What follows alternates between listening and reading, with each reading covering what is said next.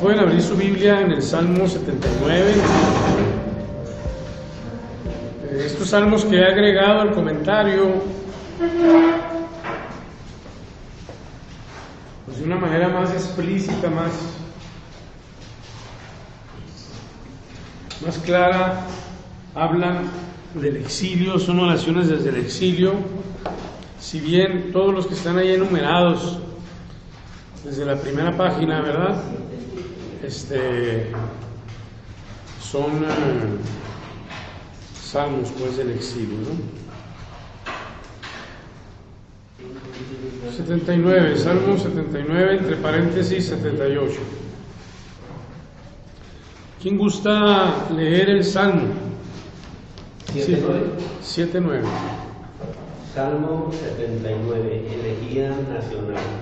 Oh Dios, los gentiles han invadido tu heredad, han profanado tu santo templo, han dejado en ruinas Jerusalén, han dado los cadáveres de tus siervos como pasto a los pájaros del cielo, los cuerpos de tus amigos a las bestias de la tierra. Han derramado su sangre como agua en torno a Jerusalén, y nadie sepultaba.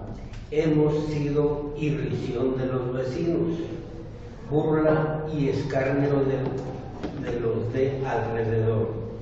¿Cuánto durará tu cólera, Yahvé? ¿Arderán siempre tus celos como fuego? Derrama tu furor sobre los pueblos que no te reconocen, sobre los reinos que no invocan tu nombre, porque han devorado a Jacob y han devastado sus dominios. No nos imputes las culpas de los antepasados, que tu ternura llegue pronto a nosotros, pues estamos del todo abatidos. Ayúdanos, Dios Salvador nuestro, por amor de tu glorioso nombre, líbranos, borre nuestros pecados por respeto a tu nombre. ¿Por qué han de decir los paganos, ¿dónde está Dios? Que los paganos padezcan y nosotros lo veamos, la venganza de la sangre derramada por tu tierra. Llegue a ti el suspiro del cautivo y en virtud de tu inmenso poder salva a los condenados a muerte. Devuelve 7 veces a nuestros vecinos la afrenta con que te afrentaron, Señor, y nosotros, tu pueblo, ovejas de tu pasto, te daremos eternamente gracias, repitiendo tu alabanza de edad en edad. ¿Qué sentimiento nos expresa este salmo? ¿Qué nos llama la atención del orante que está viviendo esta situación? Por una parte, vean ustedes cómo es un salmo pues que hace relación, como decía, explícita a las ruinas. De hecho, el subtítulo de mi Biblia dice: redujeron Jerusalén a ruinas. El verso 1 dice: profanaron tu santo templo. Habíamos dicho que pues esos símbolos de la identidad del pueblo son reducidos a cenizas, son sometidos el rey, el templo y la tierra. Dice: dieron los cadáveres de tus servidores como alimento a las aves rapaces. El libro de Lamentaciones nos habla de una manera muy cruda. Incluso recuerdan que se habla de madres que se comen a los niños, o finalmente los niños son asesinados, ¿no? Verso 4, somos el oprobio de nuestros vecinos, objeto de burla.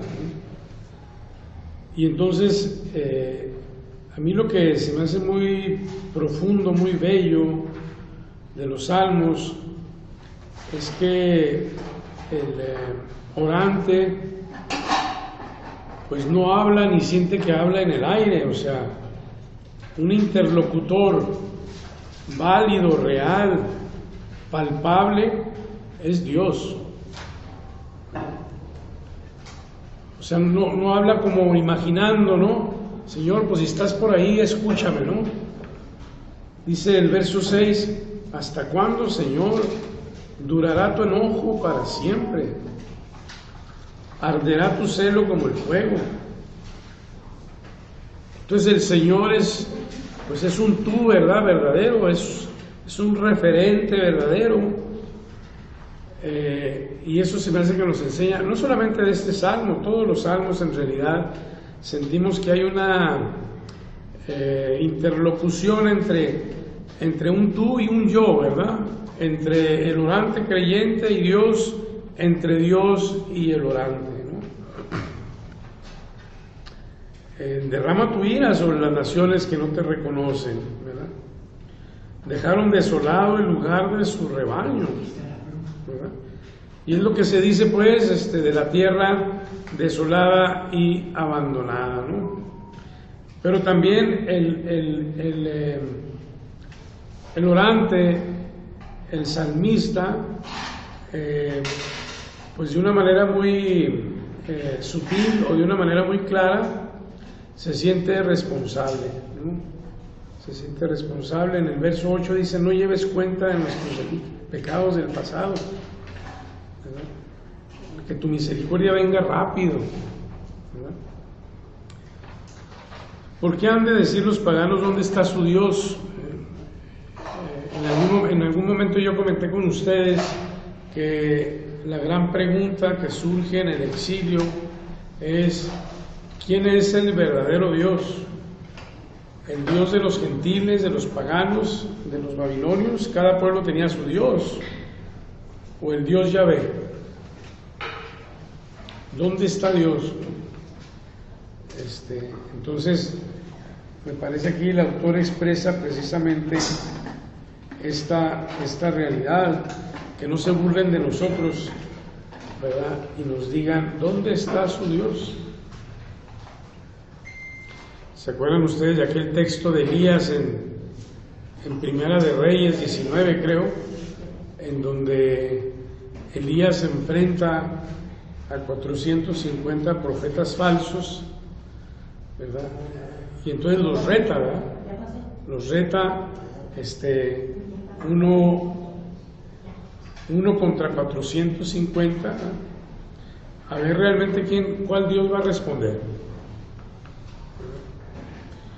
Y entonces Elías se burla y les dice, grítenle más fuerte, canten más fuerte, porque a lo mejor está dormido o anda ocupado, ¿verdad?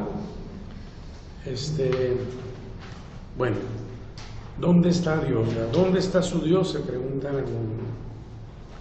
Que llegue a tu presencia el gemido del cautivo y la fuerza de tu brazo salve a los condenados a muerte. Devuelve 7 veces a nuestros vecinos la ofensa que lanzaron contra ti, Señor. Nosotros, tu pueblo, ovejas de tus pastos, siempre te daremos gracias. Y de generación en generación proclamaremos tu alabanza. ¿Algún reglón, algún versito que les llame la atención, que exprese algo de su vida o algo que hemos escuchado con nuestra gente? Sí, José. A mí me llamó la atención el versículo 2 que dice que apagaron los cuerpos de tus siervos. En otra versión de otra Biblia dice que de los santos también, se refiere a los santos. Entonces, Dios barrió parejo. Entonces, está fuerte la situación porque pues ya para que los santos sean también desconsiderados, pues la situación estuvo muy grave, el enojo de Dios muy fuerte. Entonces, arrojar los cuerpos de tus siervos con carroña a las aves de rapiña. En el versículo 10 dice, ¿qué quieres que digan los paganos? ¿Dónde está tu Dios? Esto lo relaciona de alguna manera porque con el libro de Éxodo 32, 11 y 14, que dice lo siguiente, 32, 11. Entonces Moisés suplicó a Yahvé, su Dios, con estas palabras: Oh Yahvé, ¿cómo podrías enojarte con tu pueblo? después de todos los prodigios que hiciste para sacarlo de Egipto? ¿O quieres que los egipcios digan, Yahvé los ha sacado con mala intención para matarlos en los cerros y suprimirlos de la tierra? Aplaca tu ira y renuncia a castigar a tu pueblo. Acuérdate de tus servidores Abraham, Isaac y Jacob y de las promesas que le hiciste, pues juraste por tu propio nombre, multiplicaré tu descendencia como las estrellas del cielo y daré a tu raza la tierra que te prometí para que sea de ellos para siempre. Por último, el versículo 14 dice así pues Yahvé renunció a destruir a su pueblo como lo había anunciado, pero estamos en el momento del enojo, ¿verdad? Entonces, de alguna manera, las súplicas siempre han sido dirigidas a Yahvé para el perdón de nuestros pecados. Pero pues en este momento nos encontramos en un momento de exilio en el que parece ser que nuestras intenciones hacia Dios no son buenas. ¿Dónde dices que aparece esa versión de los santos? En otra Biblia que tengo traducida creo que del hebreo, no la traje, pero se refiere a los santos. ¿Una reina Valera? No, es una Biblia. La voy a traer la próxima semana y la muestra. Mándenos, así dice la traducción. Se me hace raro porque digamos que el calificativo más común es siervos o servidores. Sí. Santos es más un léxico del Nuevo Testamento. Por eso me llamó la atención. Sí. Al parecer está traducida del hebreo en la Biblia, pero no la traigo la otra semana para confirmarlo. Gracias. Sí. Yo lo que digo es que si leemos ¿Usted habla más fuerte? Sí. Si nosotros tomamos algún verso de este Salmo 79 sin saber que está tomado del Salmo 79, seguramente podemos creer que es de Lamentaciones. O sea, porque están totalmente compenetrados con el sentimiento que nos hablan en Lamentaciones. Muy bien. Sí, parece una prolongación, ¿verdad? ¿Alguien más? Pues yo lo trasladé a mi vida y como cuando a veces pasa uno por ciertos problemas y que va así como que uno tras otro, se pregunta uno, pues ¿dónde está, Señor? ¿Dónde está? Pero como con el paso del tiempo uno observa la presencia del Señor en esas circunstancias difíciles de nuestra vida y termina uno dándole gracias. Bueno, ya cuando pasa uno de los 15, que hace uno una revisión a la vida, no termina más que dándole gracias, como termina ahí el Salmo, te daremos eternamente gracias, Señor, porque aún con todas las vicisitudes que tiene la vida, y como uno tiene la obligación de irla, yo cuando platico con mis nietos y mis hijos, a veces logro captar su atención, no siempre, porque el celular es un enemigo de las familias ahorita, y cuando logro captar su atención y que les cuento de mi abuela, que vivió hasta los 104 años, cosas que ella me contaba, pues ahorita ya no necesitamos irnos a los años muy atrás, a 10 años, a una década, ya han cambiado tantas cosas que ya parece que la plática de uno es de siglos, y a veces no es nada más que unos y muchos lo que uno les puede platicar, y cómo uno puede ir contando esa historia de edad en edad, exactamente. Así de que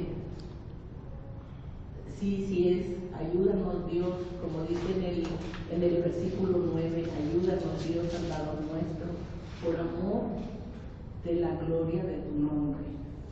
En ese sentido yo pienso que los salmos también son una escuela de oración, porque si pudiéramos hacer un estudio más exhaustivo, detenido, nos damos cuenta que hay una variedad tremenda.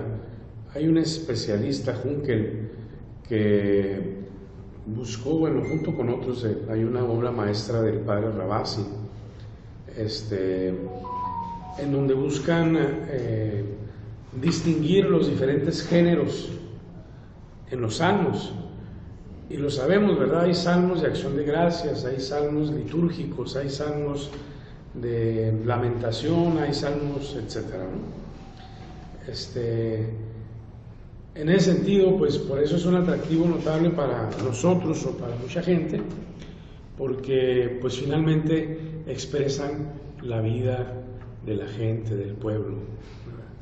Del creyente, que en un momento dado podemos sentirnos para dar gracias, sentirnos para levantar los brazos y alabar a Dios, sentirnos para gritar y pedir su ayuda, sentirnos no tiene sentido la fe.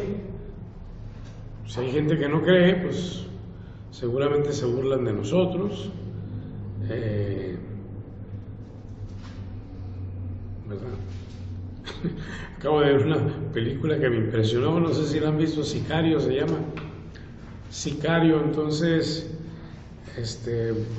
pues es la búsqueda tremenda que se hace de un capo, pero el que lo busca es uno que fue narco y se alía con las fuerzas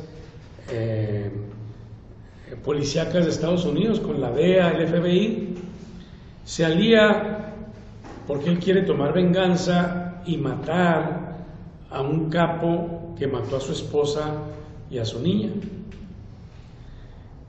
Y entonces ya cuando lo encuentra, después de toda una trama muy interesante, ya cuando lo encuentra, se pone delante de él y le dice el asesino, el sicario, le dice: ahora te vas a encontrar con Dios. Cabrón, pues habrá que ver si se encuentra. Entonces él está delante de la esposa y 2 hijos y lo primero que hace, porque como he escuchado más de una vez en ese tipo de películas, yo creo que ustedes también, que el capo mayor, el que comete grandes cosas, todo eso, dice: no, pero es que no es nada personal. Aun cuando mató a no sé cuántos, no es nada personal. Y le dice el sicario: pues para mí sí es personal. O sea, me había matado a su esposa y a su hija, ¿no? Pero lo que me impresionó es, ahora te vas a encontrar con Dios después que te mate. Sí, Sofía. Padre, este estudio me sirvió porque en la casa hay un problema grande, y luego yo dije: pues es que esta es una crisis que debe de ser para que haya un cambio de actitud en las personas. Entonces me sirvió así de que... Muy bien. Y luego también una cosa bonita que quiero que anoten en esto y los demás. No vamos a leer ya, desafortunadamente yo tuve que salir, no vamos a poder leer todos los salmos, pero ahí los tenemos en referencia. Lean todos los salmos, realmente son muy ilustrativos, porque lo que quiero también agregar es, se me hace muy bonito que en medio de la desesperación, el desconsuelo, la frustración, no falta que surja una palabra de esperanza, ¿no? De esperanza, ¿no? Pero después de toda esta lamentación, al final en el verso 13, pero nosotros, tu pueblo y ovejas de tus pastos, siempre te daremos gracias, ¿no? Y de generación en generación proclamaremos tu alabanza. Entonces, hay salmos pues que, como el 137, que termina de una manera muy, muy cruda, ¿no? Pero en medio de todo ese sentimiento de desaliento, desazón, frustración, también aparece el otro rostro de la oración con la alabanza o el reconocimiento, ¿no? Quiero, si me permiten, ir al comentario, perdón.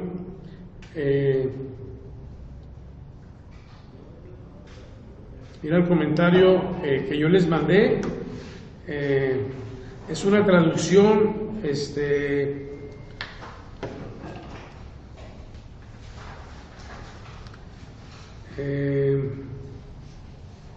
al Antiguo Testamento, ¿no?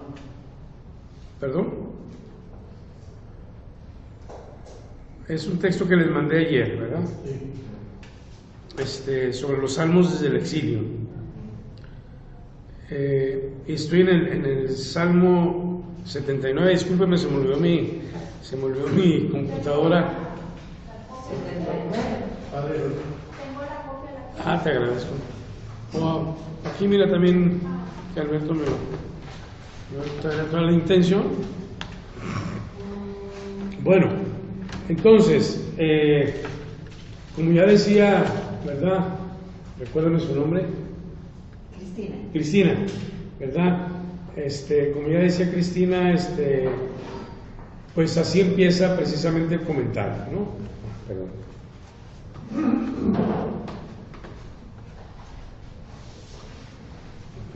Gracias.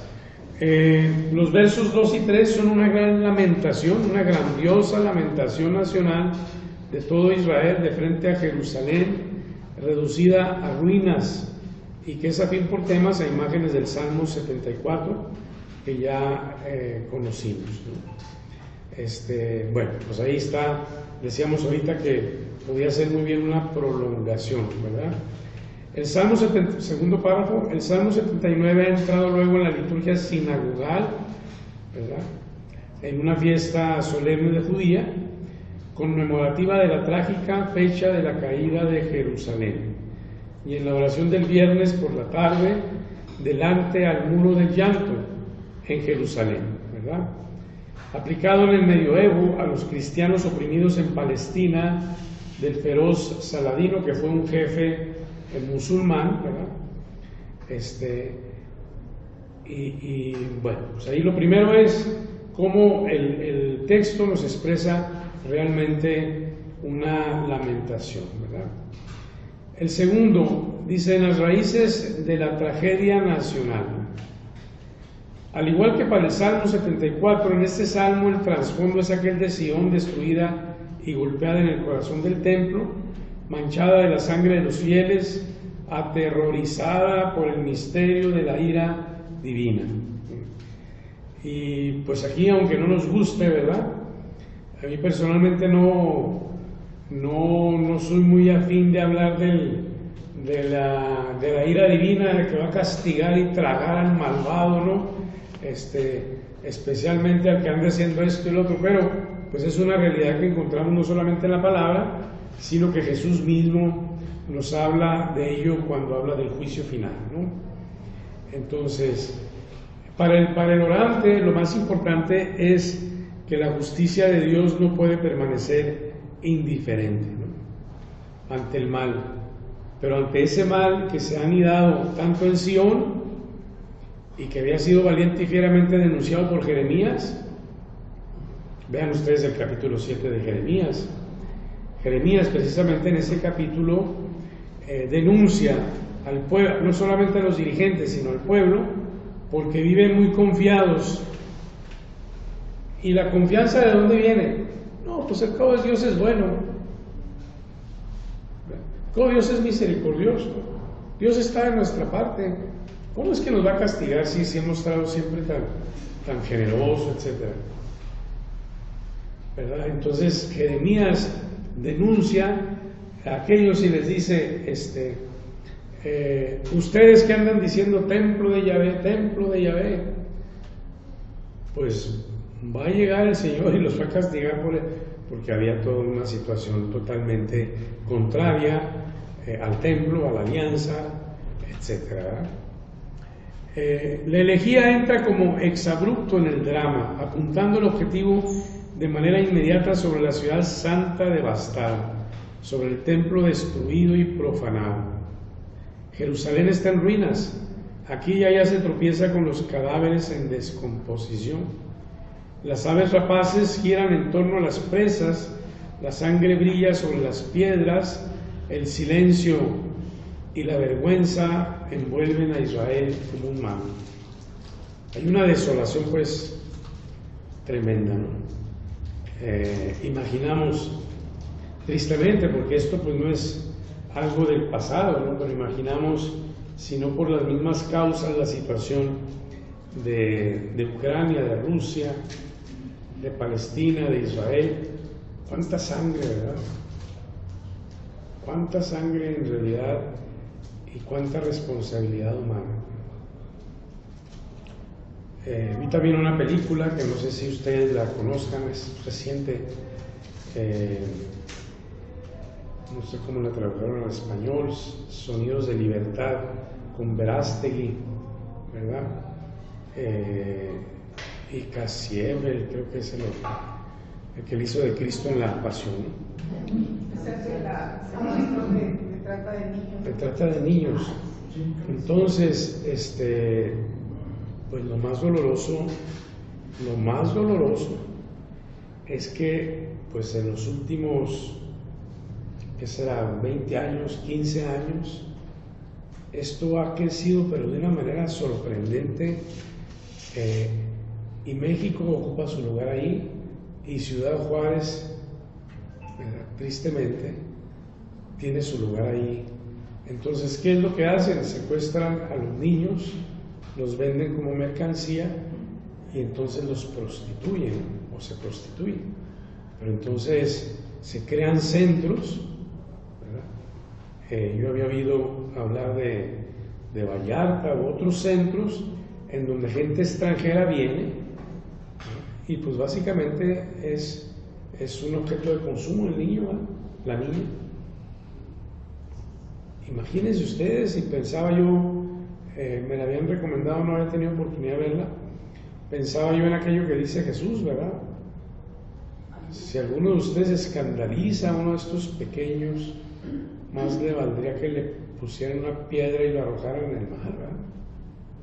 Que es un drama, ¿eh? Perdón, padre, ahí está el caso de Puff Daddy, que se habla de que llevaban niños también para... ¿De quién? Puff Daddy, el negro ese que es rapista. Ah, pobrecito, ya está con 120 casos, 150 casos de... Sí, pues, pero si eso hacía con adultos, imagínate, adultas. Se habla que con los niños también. Claro, no sería raro. No sería raro aquel señor que acusaron y que ahora estaba muy conectado con la nata de la sociedad en Estados Unidos, que después se suicidó en la cárcel. Hicieron por ahí también un documental. Pero en fin, a lo que voy es que en realidad cuando se habla aquí de Dios, pues que actúa con ira, pues es que pues se me hace que se ha detenido. Se me hace que se ha calmado, ¿no? Porque de verdad que si son las guerras, que si es el abuso, que si es... Sí, Jorge. Eso es cuando se habla de Dios, pero cuando se habla del pueblo, cuando se habla de Jerusalén, es el pueblo, es una representación del pueblo, y lo pregunto porque a mí me llama mucho la atención es esa situación que estamos viendo, y si en lugar de Jerusalén pongo a la Iglesia Católica, por ejemplo, pues estamos, como quien dice, no muy lejanos de una situación como esa. No me atrevería a decir que la Iglesia Católica está hecho un montón de ruinas, pero sí está muy afectada, y muchas veces es la gente de fuera que la ataca, pero también los que estamos adentro, como que... Entonces ahí, ese Jerusalén viene, este salmo habla de los paganos o los gentiles que llegan de fuera y la destruyen, pero ¿qué hay de los mismos jerusalemitas que provocan esta también situación, no? Pues sí, o sea, en ese sentido, pues qué decir, ¿verdad? No sé si no recuerdo el título de un libro que leí, que es autobiográfico de una víctima de pederastia de un sacerdote. Cuando yo estaba en Roma, se encontró con el Papa. Es un hombre de Suiza, creo, de un país europeo. Fue monaguillo, es católico, y entonces él pues básicamente desahoga su experiencia. Fue víctima de un sacerdote franciscano, y pues la verdad, yo más de una vez lo dejé al lado porque sorprendente, ¿no? O sea, después del abuso el padre tranquilamente se iba a celebrar misa, ¿verdad? Pero hay otros casos, tal vez más graves, imaginen ustedes, que han salido a la luz en los últimos 2-3 años y que me han impactado, porque yo decía, pues yo admiro mucho a los jesuitas, he tenido una experiencia muy bonita de amistad con algunos, fui formado por ellos en una etapa de mi vida. Pues de pronto, ¿verdad? Un sacerdote español que trabaja en Bolivia, aparece toda una acusación, él ya está muerto, pero aparece toda una acusación en donde tenían un centro, un albergue para niños pobres, indígenas, y de nueva cuenta el abuso. Pero más de 30, 50, no sé cuánto. Aparece otro sacerdote igual, ¿no? Sí, definitivamente ahí sería bueno también, para responder en términos bíblicos, Jorge, los profetas, pues ahí yo citaba ahorita a Elías, ¿no? Y Elías tiene una frase muy simpática que se puede traducir en el español con nuestro dicho de que se hacen para donde calientan gordas, ¿verdad? ¿Calientan qué? Se hacen para donde calientan gordas, es decir, a donde va su interés, donde les conviene. Y dice, ¿cuándo van a dejar de estar cojeando? No recuerdo así de memoria. Entonces, bailan con un pie a un dios, bailan con otro pie a otro dios, ¿verdad? Pero hay, bueno, y Jeremías también, con Jeremías es interesante, a propósito de Jeremías 7 y otros textos, la reflexión que hace el padre José Luis Sicre es esta, o sea, la denuncia de Jeremías no es únicamente al poder político, tampoco solo al poder religioso, es al pueblo, porque el pueblo tiene una responsabilidad. Pero no es todo el pueblo. No es todo. Sofonías habla del resto de Yahvé, del resto de Israel. Afortunadamente no es todo el pueblo. Hay por ahí una minoría que en medio de todo permanece fiel. Y eso pues... Y que están en noveno semestre. Esto, pues a mí no me han dado esa medalla, pero sí me gustaría que me la... Sí, entonces, hay un autor judío que yo les recomiendo. Desafortunadamente sus libros están agotados, pero por ahí andan en internet, los tenía, no sé si yo los tengo incluso, Abraham Heschel. Tiene como 3 tomos libritos pequeños sobre los profetas, ¿no? Y él habla de una manera muy bella de la profecía del profeta, porque de una manera original, por primera vez, él introduce un concepto que le llama el patos, ¿no? El patos divino, ¿no? El patos es, pues tengan en cuenta, simpatía, antipatía, apatía. Entonces, el patos es la pasión, ¿no? La pasión, el sentir, ¿no? La pasión de Dios por este mundo, ¿no? Entonces es una reflexión muy profunda, muy bella, de cómo pues el patos divino es precisamente eso que le hace mirar al mundo siempre, ¿no? ¿Por qué Dios se interesa por este mundo? Es una pregunta que debemos de hacernos, ¿verdad? No es el hombre que busca a Dios en la revelación cristiana, es Dios quien busca al hombre, a la mujer. Es Dios que se ha revelado. En las religiones paganas podemos nosotros ver que es el hombre que busca a Dios, pero lo busca de una manera, podríamos decir, si me permiten la expresión, pues a ver si le pega, ¿no? Con sacrificios, pero el Dios cristiano, el Dios revelado, el Dios revelado es Él quien ha salido al encuentro. Esa es la novedad.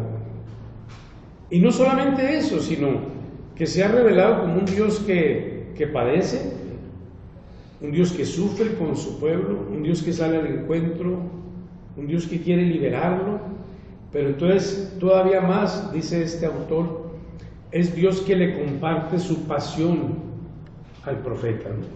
Entonces, por eso cuando leemos con atención los profetas, nos sorprendemos, porque ya podríamos decir con San Pablo, ya no soy yo el que vive, es Cristo quien vive en mí, ya no son ellos, ¿verdad? Y entonces, pues en más de una ocasión vemos al profeta que quiere zafarse de esa encomienda. Vean ustedes a Jeremías 20, ¿verdad? Maldito el día en que nací, maldito el día en que se le dijo a mi madre, te ha nacido un hijo, etcétera. Si yo lo que quiero ya es desafanarme de esto, ¿no? Pero había dentro de mí un fuego, ¿no? Entonces, ese mismo autor, todo esto, discúlpeme la digresión, todo esto para decirte, voy a buscar, ese mismo autor me llamó mucho la atención siempre, yo lo leí cuando estaba de maestro en el seminario, porque dice precisamente lo que dice Elías, ¿no? O sea, el pueblo es un convenenciero. Y veámoslo aquí, en nuestra historia. Hay un libro muy interesante que a mí es una colección es un historiador, Krause, Enrique Krause, la historia de caudillos, ¿no? México es una historia de caudillos. Y el que tiene el olfato para encontrar eso, entonces va a tomar al pueblo y hasta lo puede manipular. Y vean ustedes, precisamente ese es el genio, si me permiten decirlo así, de López Obrador. Porque él hasta alaba a los pobres porque sean pobres, y qué bueno que sigan pobres. ¿Y los pobres qué hacemos? ¿O qué hacen, perdón? Hasta le damos gracias. Es el único que ha hecho algo por nosotros. Es el único que ha hecho. Discúlpeme, pero no es cierto que ha pasado eso. Entonces, Heschel dice esto. En realidad, el pueblo tiene una gran responsabilidad, y por eso el trabajo de concientización y de reflexión y de formación del pueblo es necesario. Y bueno, para volver a tu pregunta, pues ¿cuánto se resiste el pueblo cristiano, la iglesia, a ser formados? Pues porque nomás queremos una religión de dame y daca, ¿no? Te doy para que me des.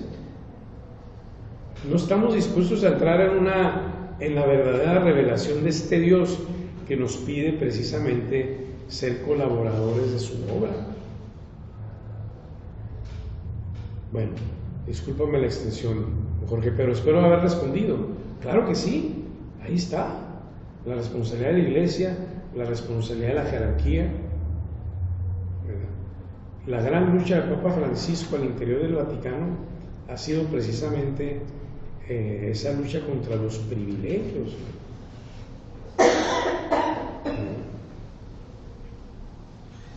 Entonces hemos hecho de la salvación pues una oferta, ¿verdad?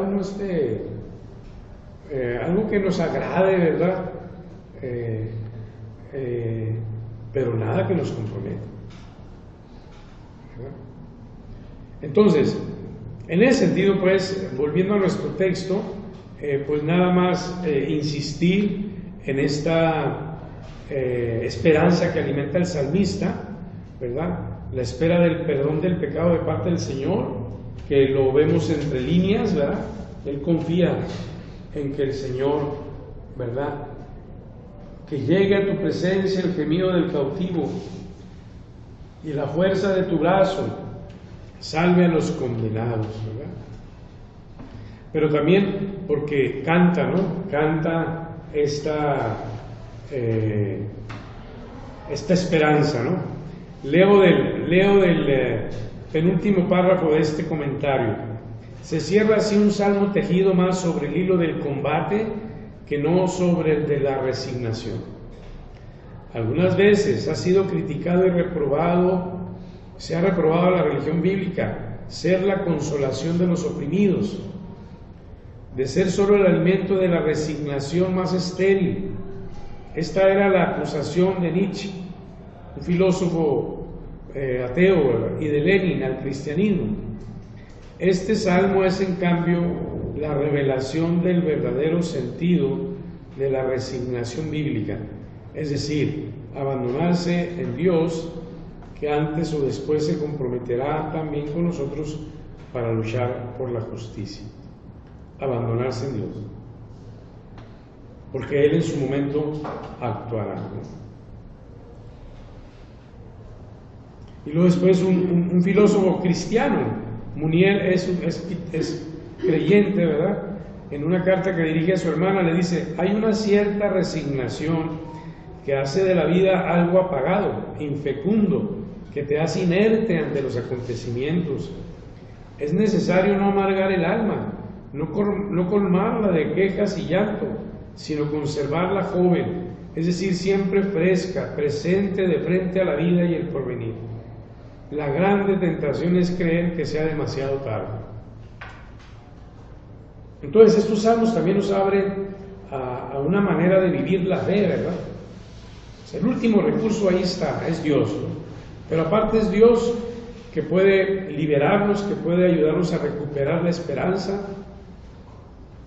y que nos puede renovar en esa convicción, ¿verdad?, de que nosotros estamos llamados a colaborar. No solamente somos responsables de mucho de lo que sucede en nuestra vida, sino Dios nos invita a colaborar en su obra.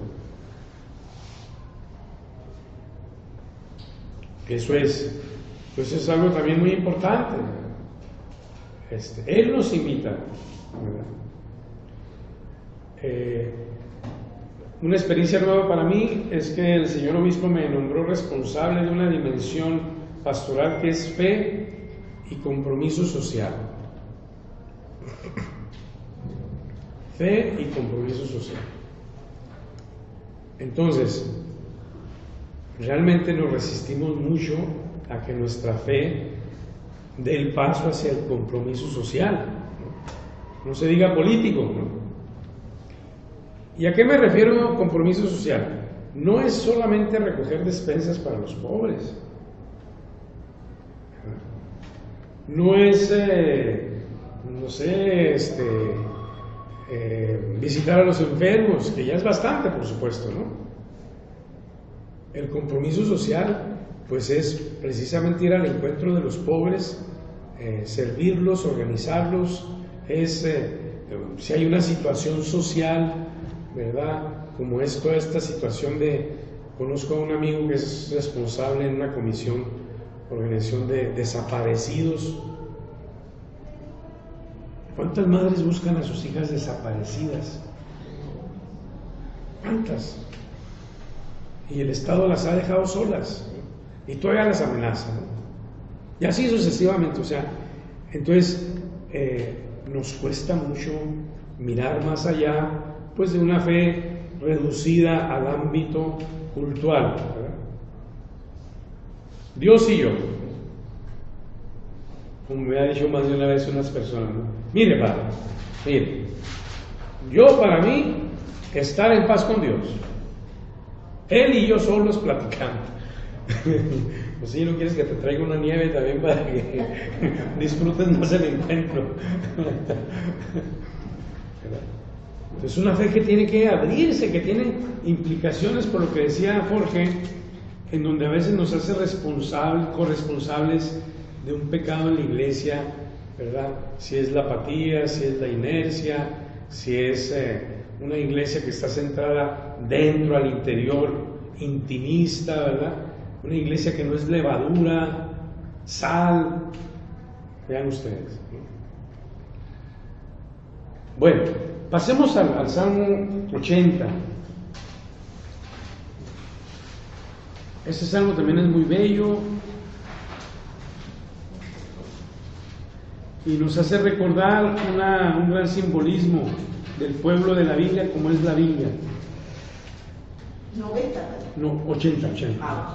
80 entre paréntesis 7979. Y nos hace pensar en el canto de Isaías, capítulo 5, ¿verdad? Capítulo 5, verso 1 al 7. Salmo 80. ¿Quién gusta leerlo, por favor, en voz alta? Sí, mamá. Del maestro de coro según la melodía, lirios es el dictamen de Asaf. Pastor de Israel, escucha, tú guías a José como un rebaño, tú que estás sentado entre querubes resplandece, ante Efraín, Benjamín y Manasés, despierta tu poderío y ven en nuestro auxilio. Oh Dios, haznos volver y que brille tu rostro para que seamos salvos. ¿Hasta cuándo, oh Yahvé, Dios, Sebaot, estarás airado contra la plegaria de tu pueblo? Les das a comer un pan de llanto, les haces beber lágrimas al triple. Habladuría nos haces de nuestros convecinos, y nuestros enemigos se burlan de nosotros. Oh Dios, Sebaot, haznos volver y brille tu rostro para que seamos salvos. Una viña de Egipto arrancaste, expulsaste naciones para plantarla a ella. Le preparaste el suelo y echó raíces y llenó la tierra. Su sombra cubría las montañas, sus pámpanos los cedros de Dios. Extendía sus sarmientos hasta el mar, hasta el río sus renuevos. ¿Por qué has hecho brecha en sus tapias para que todo el que pasa por el camino la ventine? El jabalí salvaje la devaste y la pele el ganado de los campos.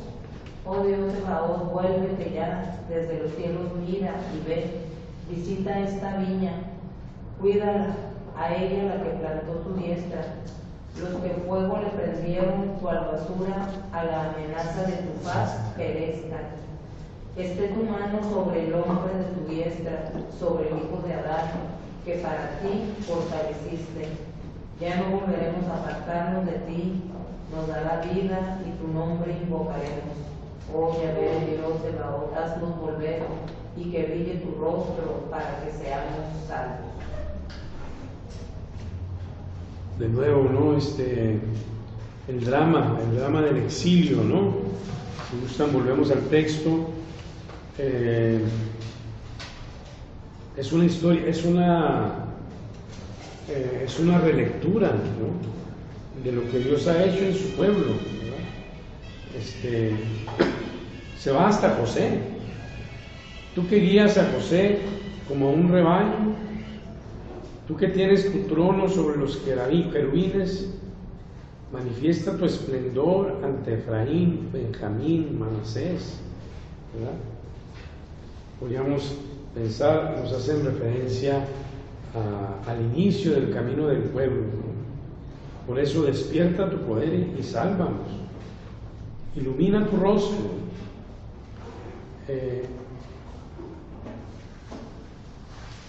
Padre, ¿por qué inicia el camino con esas familias? ¿Perdón? ¿Por qué dice usted inicio del camino con ellos y los demás? Bueno, aquí no necesariamente cita a todos, yo creo que como pienso, ¿no? Creo que no hay la intencionalidad de citar a todas las 12 tribus, sino solamente de referir cómo Dios desde un principio acompañó, y basta que citemos a José, ¿verdad?, a Efraín, Benjamín y Manasés, porque eso ya nos trae al presente a este Dios que se ha revelado, ¿no? Pero no obstante esa elección, ¿verdad?, la súplica, ¿no? Restáuranos, ilumina tu rostro sobre nosotros.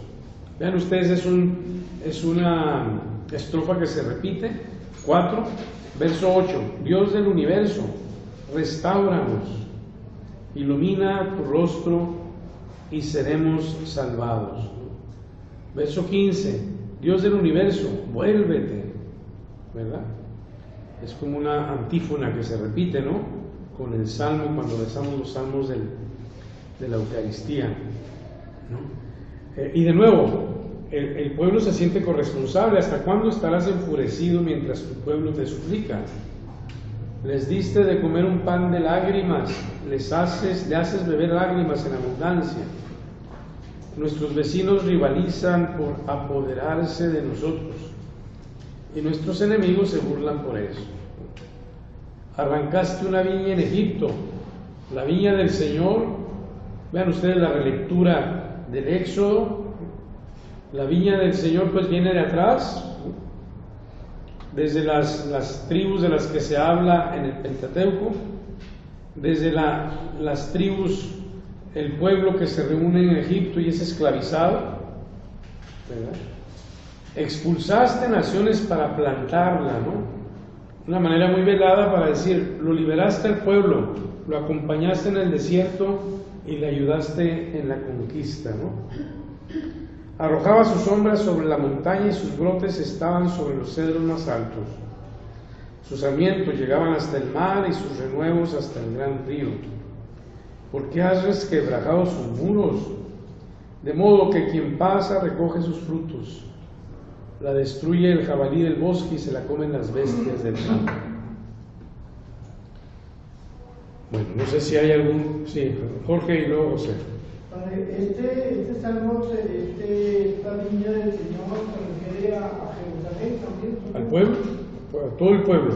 Pero es pueblo de Judá, porque me llama la atención porque Efraín y Manasés son los hijos de José y Benjamín, pues, fueron las dos tribus que se quedaron en el reino del sur.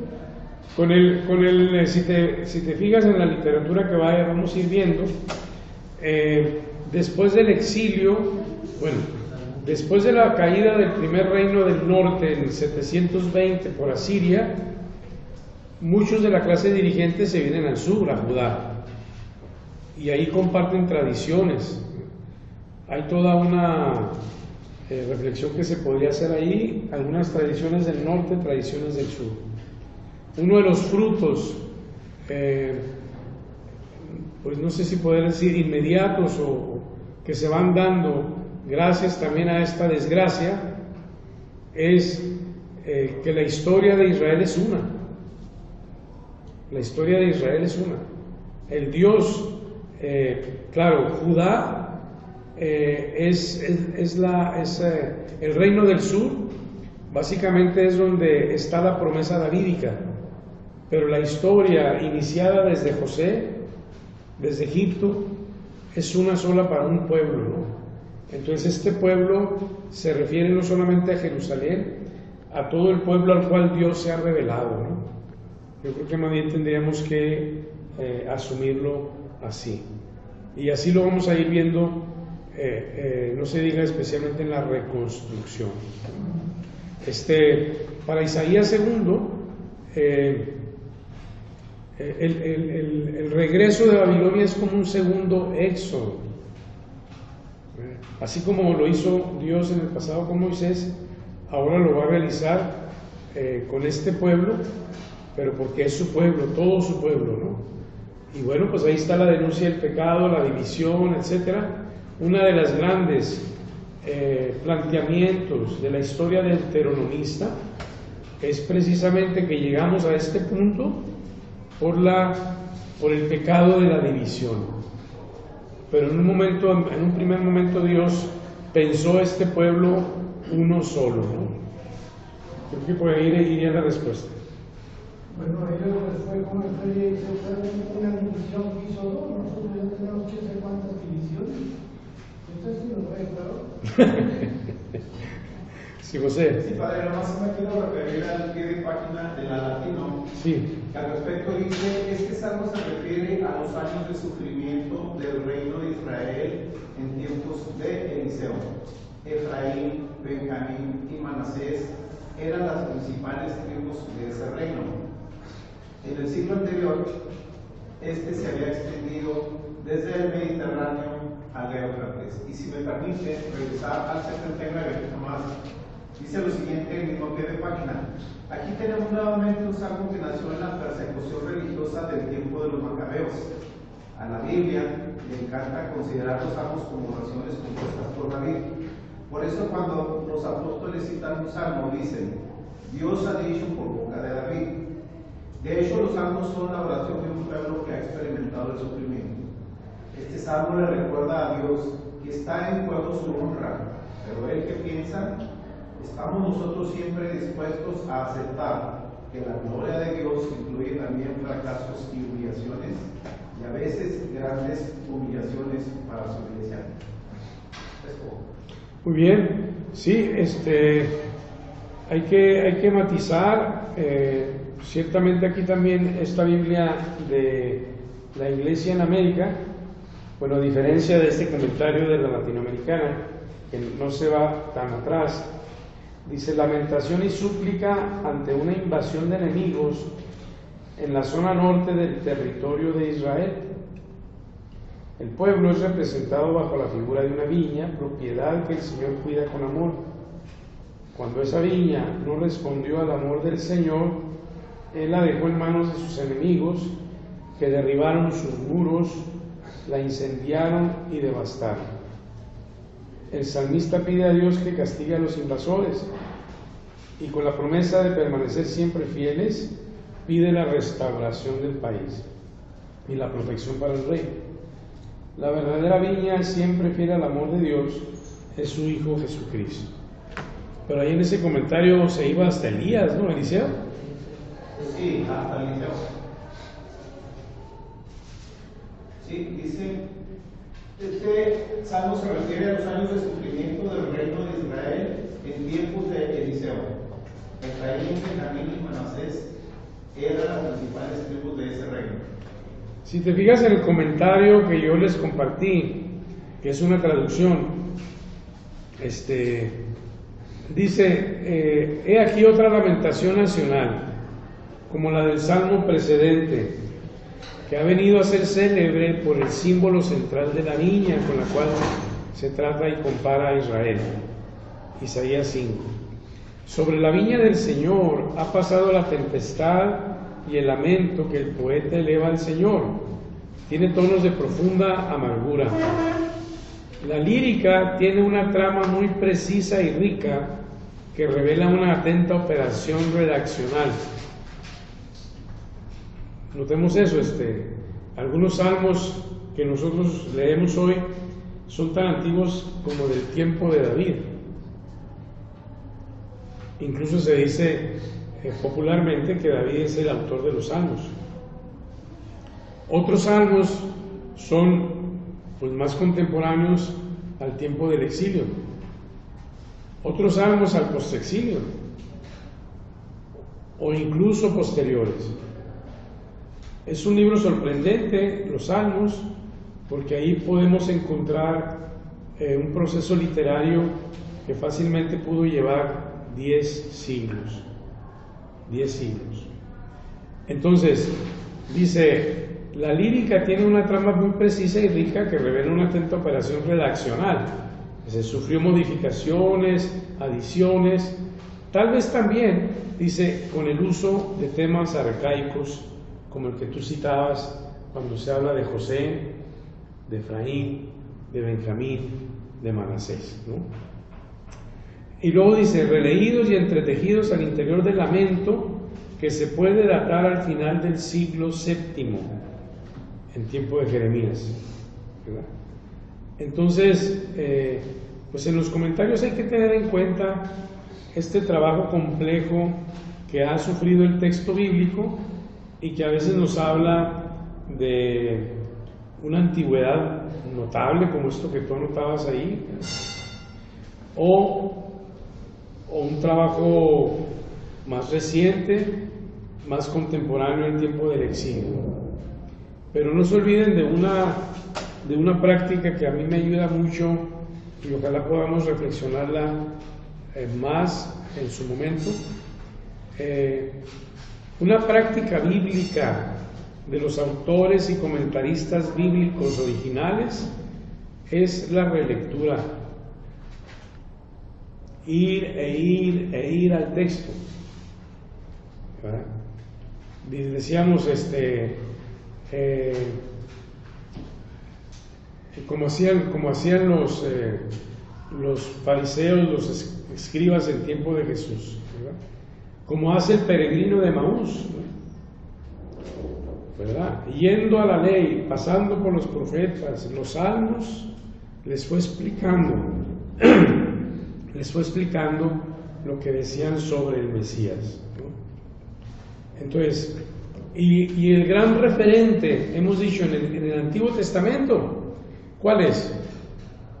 Para la relectura, el gran referente, el punto de referencia de partida es el Éxodo.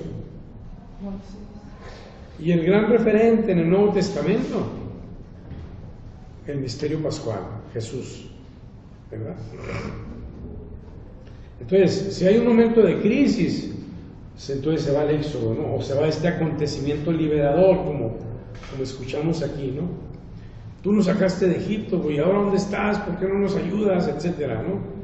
En el Nuevo Testamento, Jesucristo, pasión, muerte y resurrección, ¿verdad? Que es el gran punto de referencia para el creyente, ¿no? Y bueno, aquí también se insinúa un uso litúrgico del Salmo. Yo citaba el verso 4, el 8, el 15, y como termina el Salmo en el verso 20, Señor Dios del universo, restáuranos, ilumina tu rostro y seremos salvados. 4 veces. Recuerden ustedes, todos los domingos cuando leemos un salmo tenemos una antífona, ¿no?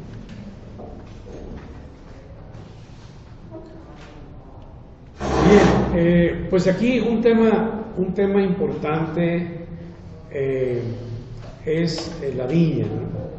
No me detengo ya, pero en Isaías 5 vale la pena buscar el comentario que nos presenta Isaías 5 del 1 al 7 sobre la viña. El Señor quería encontrar frutos y encontró más bien agraces, frutos amargos, agrios. Tú eres esa viña, le dice el profeta Isaías a Israel, ¿no? Podemos ir ahí a ese texto. La vid había alcanzado un crecimiento así poderoso con Salomón que el mapa topográfico entero de la Palestina estaba invadida del follaje lleno de verdor de la vid de Israel. Pero el idilio de aquel florecimiento ahora se ha roto. Dios se ha lanzado como un invasor sobre el muro de piedra y ha abierto la viña a los saqueadores. Representado en el jabalí, el animal que por su afinidad con el puerco era en Israel signo de impureza y por tanto símbolo de los enemigos paganos. Entonces aquí hay un llamado urgente, ¿verdad? Que se extiende, ¿no? Señor, vuélvete a nosotros, míranos a nosotros, ¿no? Y bueno, que lo encontramos en esas de manera antifonal, ¿verdad? Dice aquí el comentario, que esta parte final del poema ha venido a ser muy querida por la tradición cristiana precisamente por su cualidad de tipo mesiánico. Que tu mano proteja al elegido, el hombre que tú fortaleciste. ¿Verdad? El elegido, pues no se olviden, ¿verdad? el ungido, ¿no? El que Dios nombra, ¿no? Entonces, por eso el sabor mesiánico de este verso, ¿no? La última parte dice: el hombre de tu diestra, el hijo del hombre. Dios debe de ponerse de nuevo de parte de Israel, sosteniendo al hijo del hombre, un título que vendrá a ser claramente mesiánico en Daniel y que será retomado por Jesús. Aquí el término es tal vez una referencia al rey davídico, llamado también el hombre de la diestra, ¿no? Fíjense ustedes, no se sorprendan,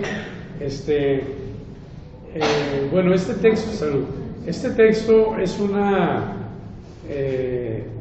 traducción que yo me tomo la libertad de hacer del italiano al español, ¿no? No se olviden ustedes de lo que dicen de los traductores. ¿Han escuchado ese dicho que dice traditore? Un traductor es un traidor. Porque realmente cada lengua es cada lengua. Y es muy difícil, especialmente de una lengua a otra lengua, ser siempre fiel, ¿verdad? Cuenten ustedes un chiste en español y luego cuéntenlo en inglés y nadie se va a reír, ¿verdad? O del inglés al español, o del italiano al español, aunque digan que se parecen mucho las lenguas, etc. Traditore.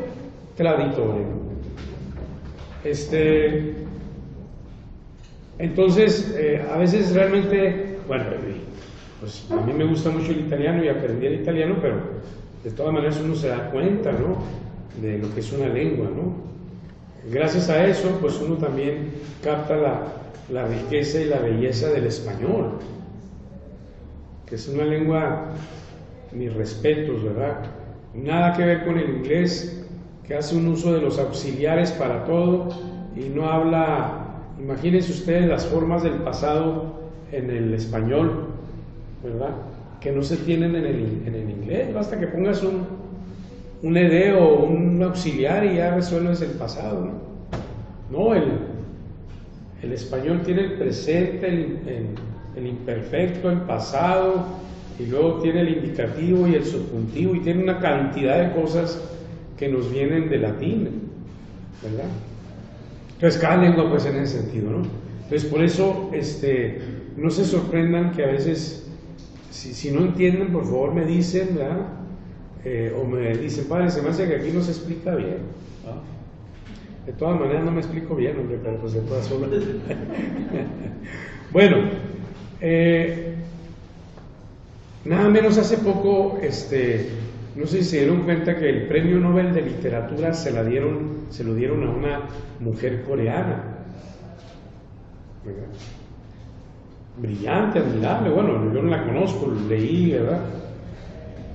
Pero entonces, después de que le dieron el premio, a los 2 o 3 días, salió que una de sus traductoras en inglés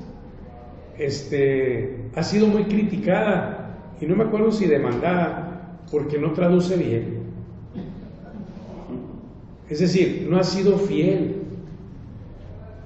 Pues yo creo que no habría que ser tan duros con los traductores. Es que el problema es eso, o sea, cada lengua es genial, ¿no? El hebreo es una lengua muy pobre, tiene apenas 22 letras. Pero eso no significa que pueda traducirse muy fácil. El término shalom, paz, puede tener fácilmente 10 expresiones, 10 variantes o más. Depende del contexto. Bueno, esto es para que se animen a estudiar el hebreo y el griego, ¿eh? Bueno, vamos a terminando.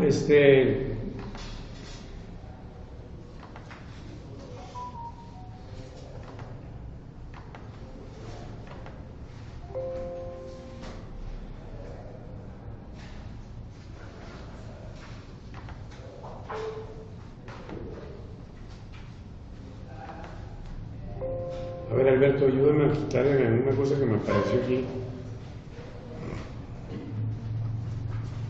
Es que me dice que si puedo guardar los cambios, pero si yo no sé qué no guardo. No, o como guste.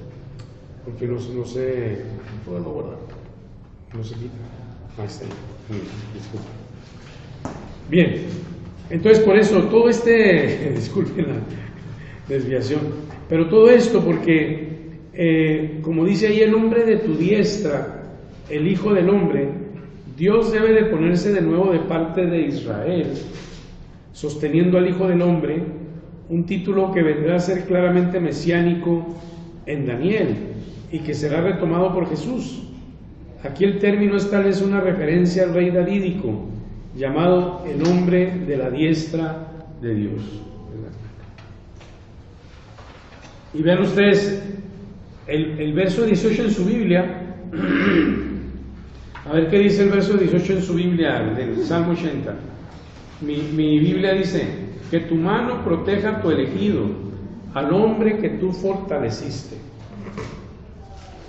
Esta dice: que tu mano defienda a tu elegido, al hombre que para ti fortaleciste. Bien. También nos dice en ¿Sí? ¿Alguien tiene otra traducción, José?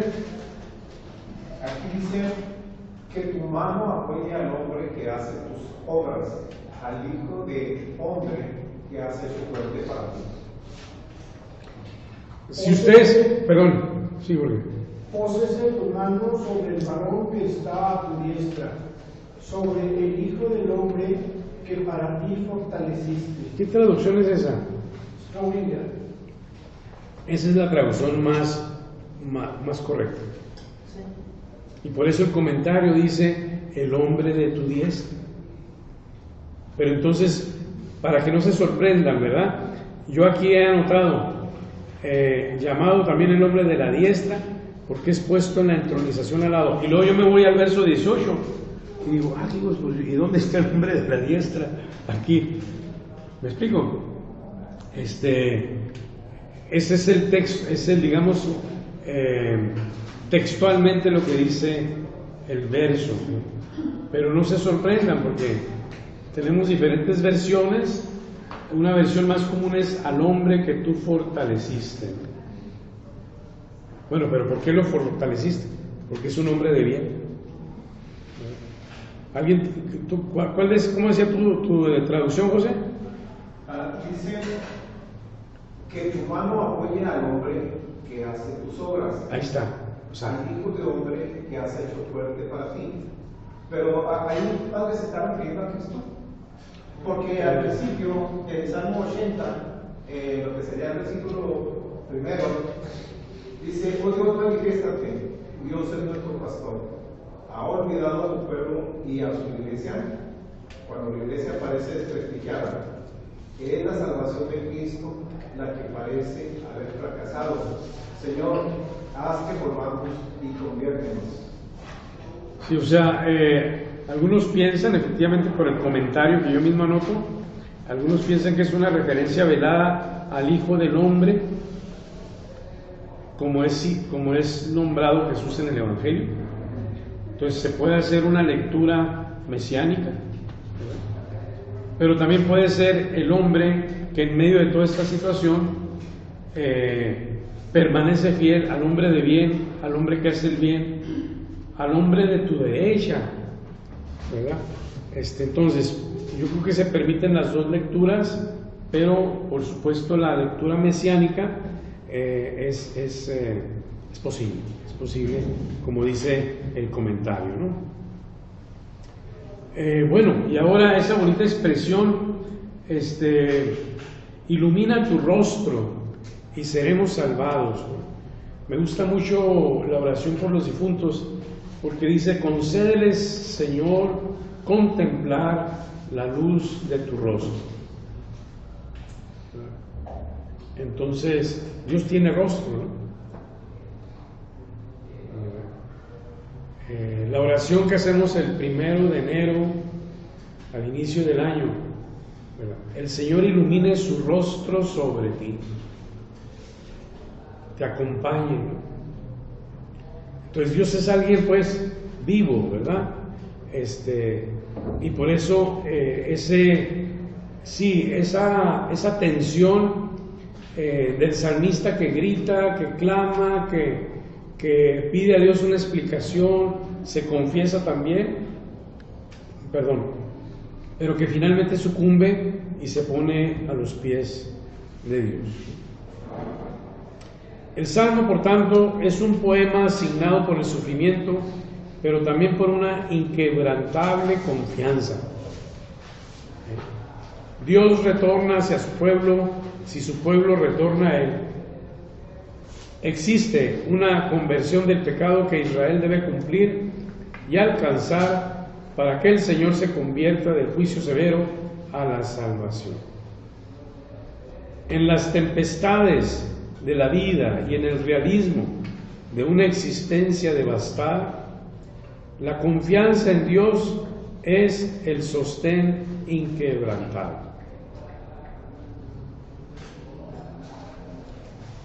Pues qué bonito si se nos da esa fe, o esa confianza. Porque pues realmente nuestro mundo a veces deja mucho que desear, por más optimistas que seamos. Y podría yo platicarles pues varios hechos, ¿verdad? Que dicen, no es posible, ¿verdad?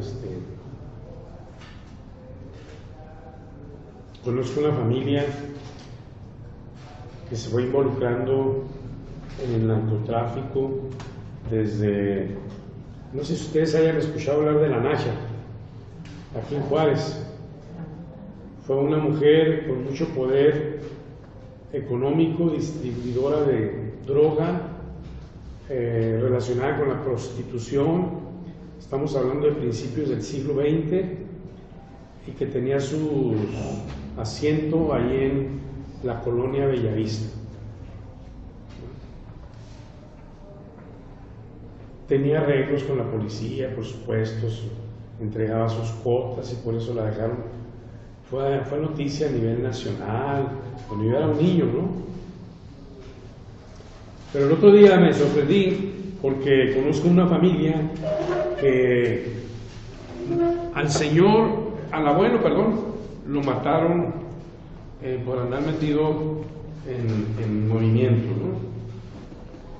El hijo lo metieron a la cárcel como 15 años y acaba de salir, aunque ya está vuelto a la actividad.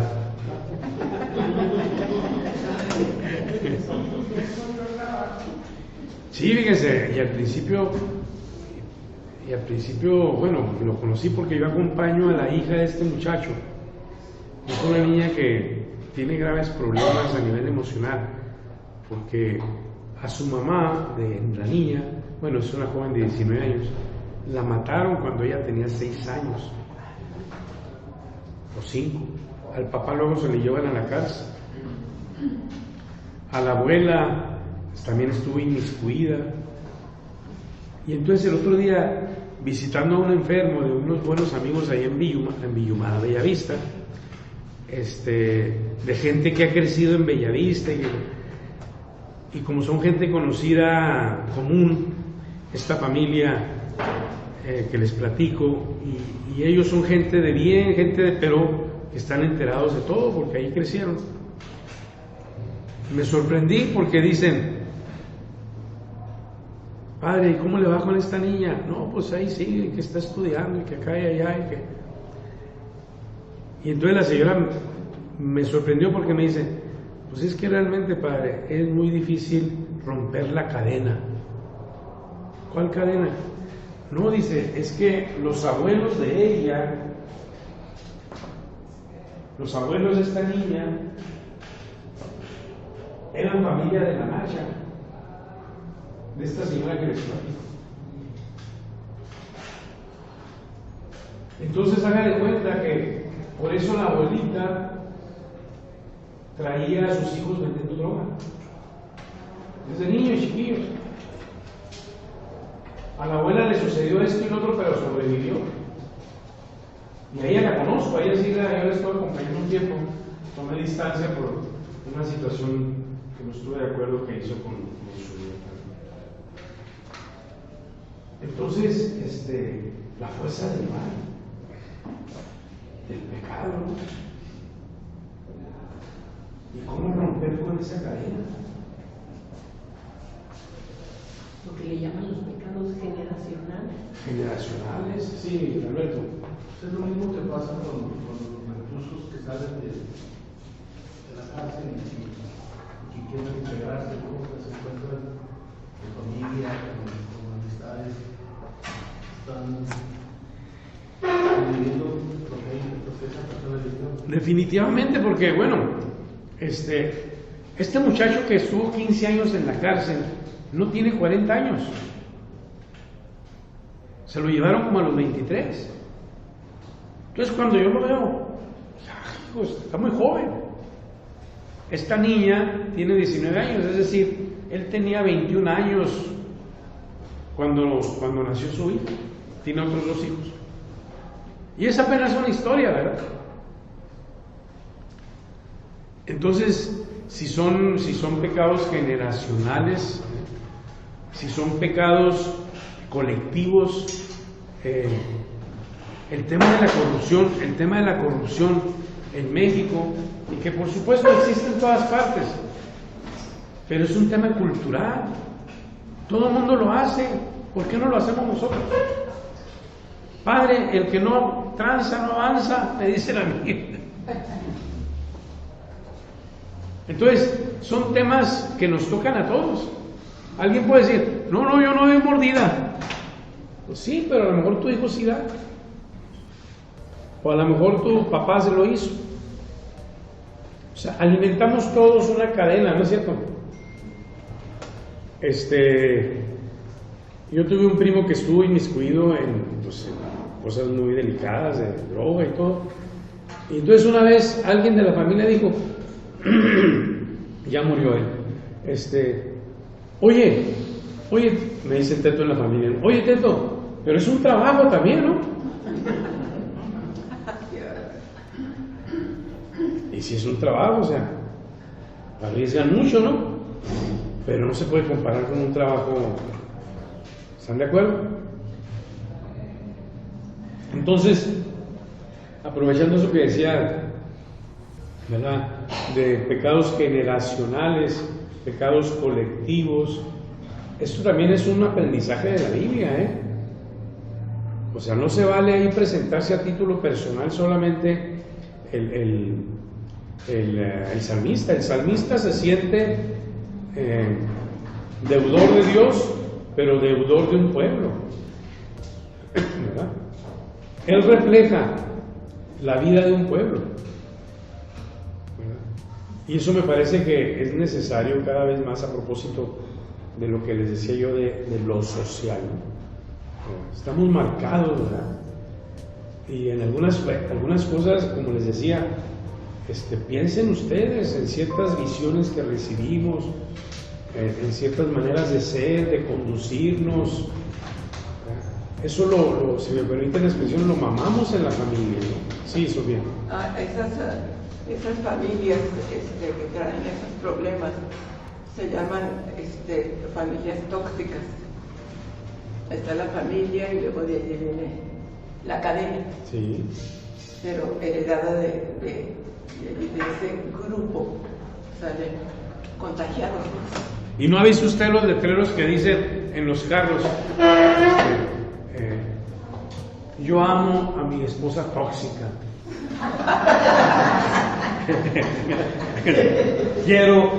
Mi novia es tóxica y ¿qué? Sí, exactamente. Envicia todo el ambiente, ¿verdad? Por favor, no van a seguir ustedes con eso. ¿Qué, padre? Yo soy tóxico y ¿qué? Muchas gracias. De nada, Dios te bendiga. Buenas tardes, nos vemos el sábado.